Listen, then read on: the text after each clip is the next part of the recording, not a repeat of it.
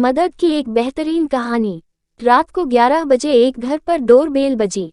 दरवाजा खोला तो देखा एक वृद्ध आदमी हौंफते हुए हाथ में एक चिट्ठी लिए खड़े थे। दरअसल वह वृद्ध आदमी मोहन से मिलना चाहता था। मोहन ने उसको अंदर बुलाया तो उस वृद्ध आदमी ने मोहन के हाथ में वो चिट्ठी दे दी। मोहन ने वह चिट्ठी पढ़ी और उस ऑटो वाले को वापस जाने को बोला जिससे वह वृद्ध आदमी आया था। उस चिट्ठी में मोहन के पिता ने मोहन को उस वृद्ध आदमी की मदद करने को कहा था। वृद्ध आदमी ने मोहन से कहा कि आपके पिताजी ने बोला है कि आप मेरा काम जरूर करवा दोगे।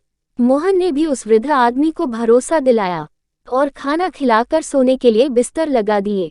दरअसल बात ये थी कि उस वृद्ध आदमी के लड़के की सड़क दुर्घटना में मौत हो गई थी। बेटे की मौत के बाद उस आदमी को दैनिक खर्चों के लिए पैसों की जरूरत पड़ने लगी। उसके बेटे का डेथ क्लेम किसी कागज की वजह से रुक गया था जिसे पूरा करने के लिए दिल्ली जाने की जरूरत थी। वो वृद्ध आदमी कभी भी अपने गांव से बाहर नहीं निकला था, इसलिए उसको दिल्ली जाने में डर लग रहा था। उनके पुराने बॉस ने सहायता करते हुए उन्हें दिल्ली में अपने बेटे मोहन के पास भेजा। अगले दिन सुबह मोहन ने अपने ऑफिस से छुट्टी ली और उस वृद्ध आदमी का पूरा काम करवा दिया।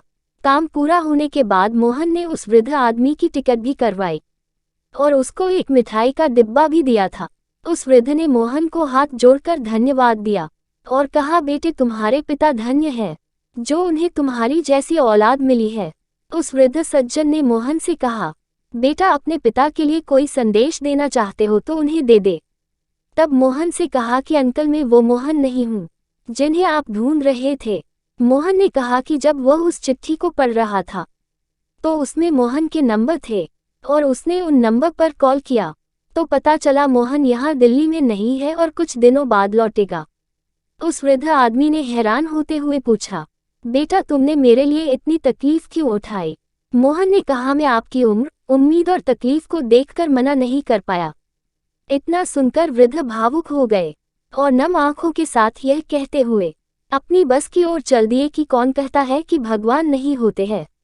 मोहन भी भारी मन से लेकिन सुकून के साथ खुद पर गर्व करते हुए अपने घर की तरफ चल पड़ा।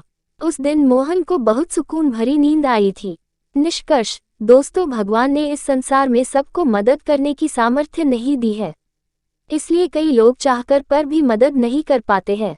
लेकिन यदि आपको भगवान ने इस काबिल बनाया है तो ये जिम्मेदारी आप जरूर निभाएं।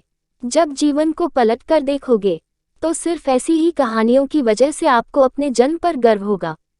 यदि अभी तक आपके जीवन में ऐसी कहानियां नहीं है तो आप इन कहानियों का निर्माण शुरू कर दीजिए। किसी ने क्या खूब कहा है, मदद करने के लिए केवल धन की जरूरत नहीं होती, उसके लिए एक अच्छे मन की जरूरत होती है।